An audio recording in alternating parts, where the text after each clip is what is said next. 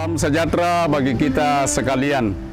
Dari lokasi pembangunan gedung pelayanan Klasis Makassar, saya Pendeta Aris Lute selaku Ketua Badan Pekerja Klasis Makassar mengajak kepada kita sekalian untuk turut terlibat dalam proses pembangunan gedung pelayanan Klasis Makassar. Sebagai latar belakang pembangunan gedung Klasis ini adalah bahwa Klasis Makassar membutuhkan sebuah gedung yang representatif untuk menata pelayanan khususnya di 16 jemaat mulai dari Bulukumba, Bantaeng, Jeneponto, Goa, dan Makassar bagian selatan. Tentunya pada kesempatan ini proses pembangunan ini sudah dimulai.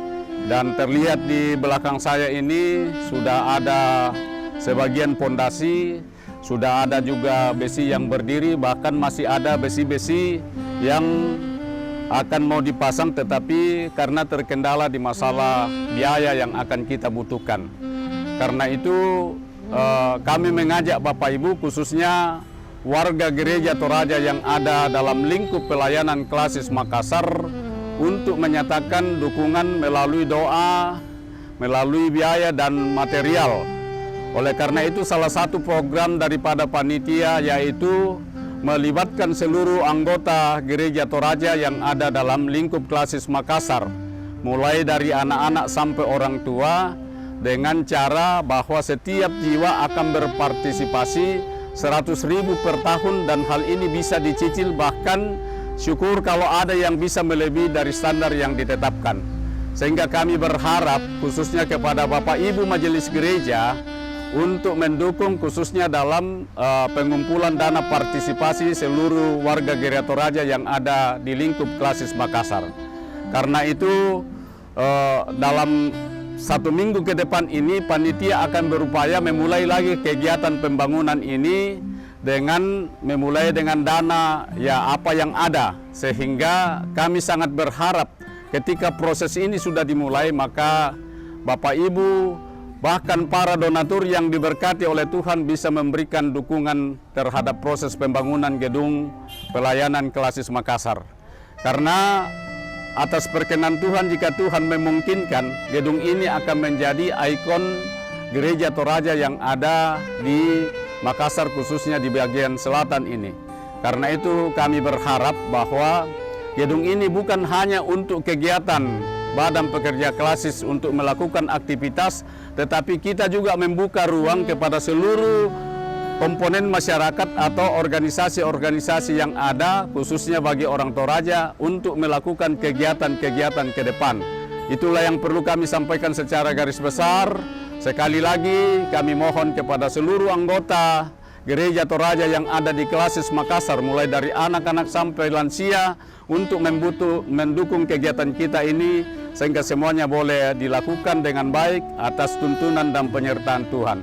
Demikian yang boleh kami sampaikan. Salam kepada kita sekalian. Tuhan memberkati. Mari kita satukan kekuatan kita dengan mengandalkan Tuhan dalam proses pembangunan ini. Demikian. Shalom.